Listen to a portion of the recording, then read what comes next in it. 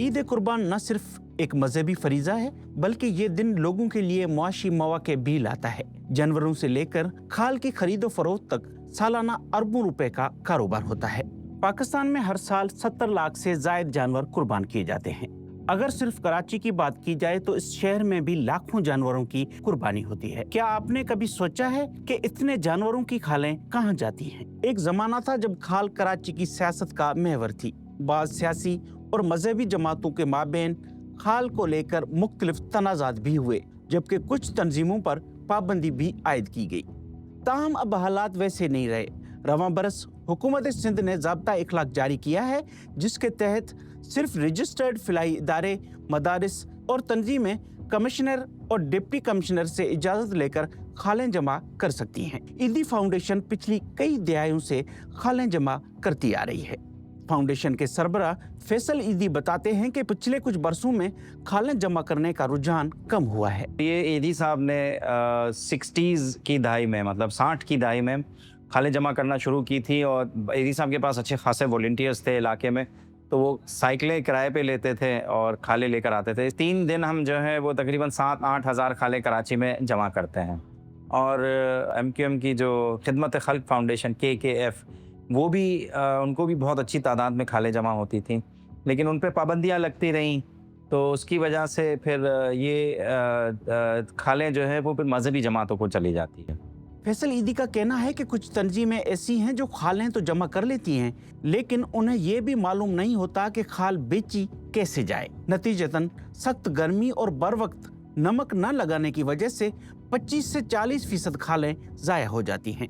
हमने सैयद शुजात अली से बात की, जो पिछले 38 बरस से चमड़े की सनत से वाबस्ता हैं। ईद कुर्बान पे 77 लाख खालें पिछले साल गाय की हुई थी।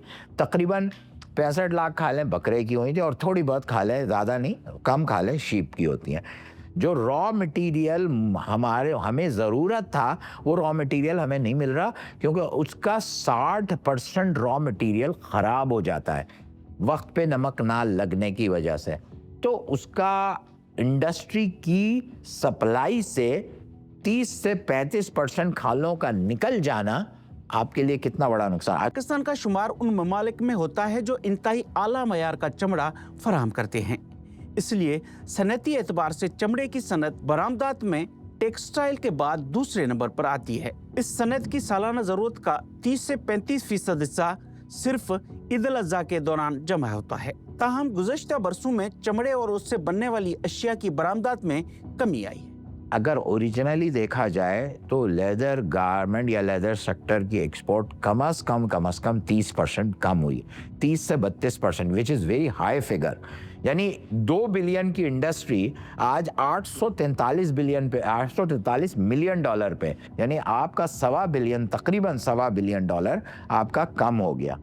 बरामदात में कमी का एक सबब रूस यूक्रेन जंग है, जिसके नतीजे में यूरोप में पैदा होने वाले माशी हालात ने चमड़े की खरीद पर खातिर ख्वाह असर डाला है।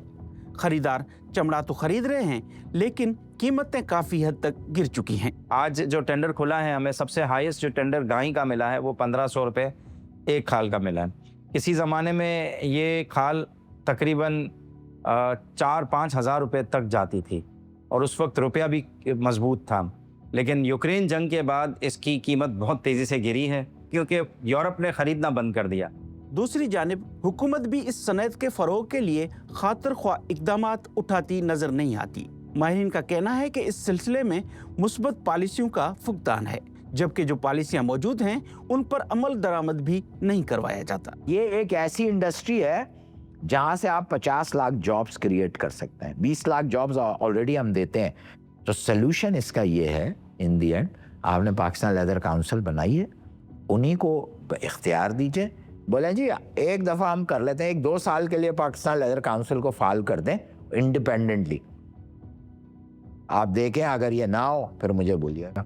अगर इदारे अपनी जिम्मेदारियां सही से अदा करें तो न सिर्फ सरमायाकारों को इस शोबे की तरफ मुतवज्जे किया जा सकता है, बल्कि चमड़े और उससे बनने वाली अशिया की एक्सपोर्ट बढ़ाकर अरबों डॉलर कमाए जा सकते हैं।